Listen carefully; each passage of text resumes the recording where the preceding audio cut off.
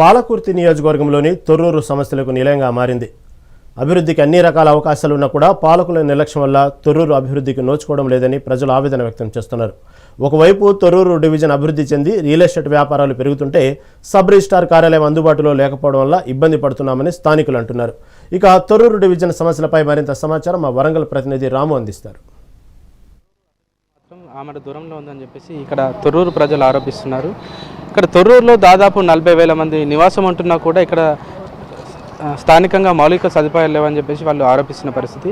అసలు తొర్రూరు అభివృద్ధిలో ఎందుకు వెనకబడి ఉంది, వాళ్ళకున్న తొర్రూరు ప్రజలకున్న ప్రధాన సమస్యలు ఏంటో తెలుసుకునే ప్రయత్నం చేస్తా. చెప్పండి, అసలు మీరు తొర్రూరుకు సంబంధించి మీకున్న ప్రధాన సమస్యలు ఏంటి? ప్రధానంగా ఇప్పుడు తొర్రూరు చిన్న గ్రామం నుండి మండలం నుండి మన డివిజన్ స్థాయికి ఎదిగింది. అతి తక్కువ కాలంలోనే. అటువంటి వాటికి మనకి ఏ విధంగా అయితే హైదరాబాద్లో మా తొందర డెవలప్మెంట్ హైదరాబాద్ ఎంత ఉన్న స్థాయికి వెళ్ళిందో తొర్రూరు కూడా చిన్న గ్రామం నుండి ఒక మున్సిపాలిటీ స్థాయికి ఎదిగి వనరులు లేకుండా కొట్టిమిట్టాడుతుంది. రోడ్డు వెడల్పు విషయంలో కావచ్చు, రెవెన్యూ విషయంలో కావచ్చు, రిజిస్టర్ ఆఫీస్ లేదు, ముఖ్యంగా ఫైర్ స్టేషన్లు అతి తక్కువ కాలం ఇక్కడ షాపింగ్ కాంప్లెక్స్లు బాగా అభివృద్ధి చెందుతున్నాయి.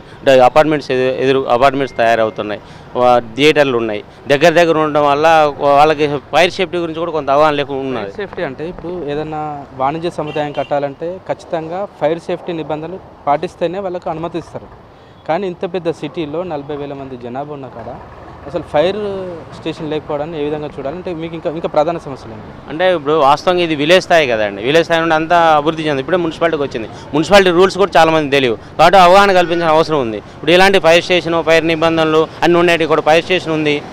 ఇక్కడ ఇబ్బందులు జరిగితే ఒక ప్రాణ నష్టం జరగకూడదు, ఆస్తి నష్టం జరిగి సంపాదించకూడదు. కానీ ఒక ప్రాణ నష్టం పోతే మనం వేల కోట్ల రూపాయలు పెట్టి కూడా ఆ ప్రాణం రాదు. మరి అలాంటప్పుడు వాళ్ళకి ఫైర్ సంబంధించిన ఫైర్ స్టేషన్ ఒక నిబంధనలు, వాళ్ళకి షాపు నిర్మించేటప్పుడు ఎటువంటివి ఉంటాయని తెలియదు కదా వాళ్ళకి. కాబట్టి మనకి ఒక ఫైర్ స్టేషన్ లాంటివి కొన్ని స్పోర్ట్స్ ఈ తొర్రుకున్న ప్రత్యేకత విశిష్టత ఏంటంటే చుట్టూ మండలాలని అయస్కాంతంలాగా ఆకర్షించుకుంటుంది. మనలో ఉన్న ఎంప్లాయ్మెంట్ కానీ వివిధ రకాల పనిచేసే వాళ్ళు కానీ మొత్తం తొర్రూరు వలస జీవులుగా వస్తున్నారు. మరి అటువంటి ఇంత పెద్దగా సిటీగా ఎదుగుతున్న దీనికి గవర్నమెంట్ కావాల్సిన వనరులు, అంటే గవర్నమెంట్ కల్పించిన వనరులు ప్రతిదీ కూడా జిల్లా స్థాయిలో ఏ విధంగా అయితే ఉంటుందో దాదాపు వాటిని మించి దాంతో సమానంగా ఇక్కడ ఉన్నట్టయితే ఇక్కడ ఉన్న ప్రజలకు కానీ అందులో ఎటువంటి ఇబ్బంది లేకుంటుందని మేము భావిస్తున్నాం. తొర్రూరు గ్రామ పంచాయతీ ఉండే ఒకప్పుడు, దాని తర్వాత కూడా మండల స్థాయికి ఎదిగింది. ఇప్పుడు డివిజన్గా కూడా కొనసాగుతున్న నేపథ్యంలో తొర్రూరుకు మీకు ఇంకా ఎలాంటి మౌలిక సదుపాయాలు వస్తే బాగుంటుంది?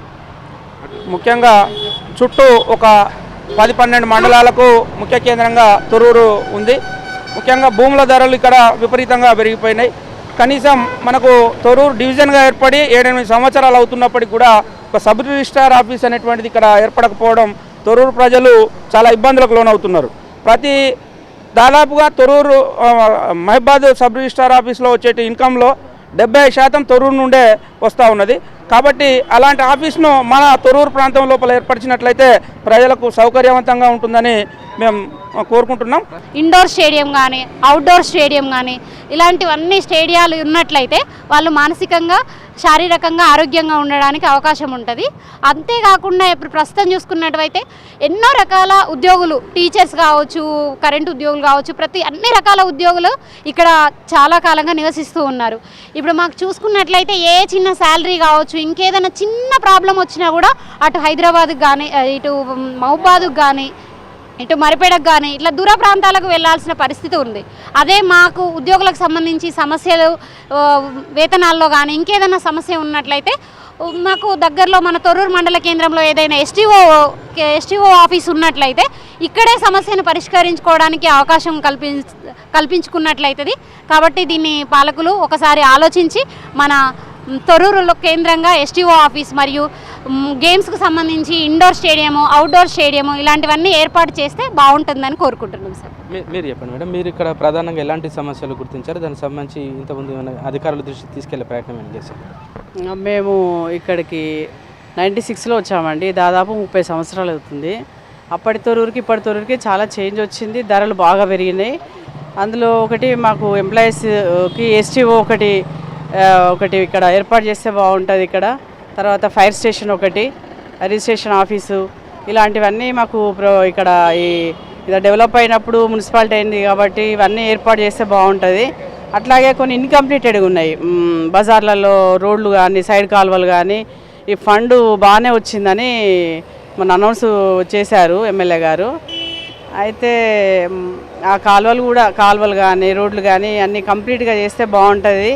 జిల్లా కేంద్రం మహబాద్ జిల్లా కేంద్రం వెళ్ళడం కూడా మాకు ఇంత ఇబ్బందిగా మారింది. గతంలో ఎమ్మెల్యే యశస్వంత్ రెడ్డి కూడా ఇక్కడ మాకు సబ్ రిజిస్టర్ ఆఫీస్ కట్టిస్తా అని చెప్పి మాటిచ్చారు. దానికి కట్టుబడి ఉండి సబ్ రిజిస్టర్ ఆఫీస్ కూడా ఏర్పాటు చేయాలి.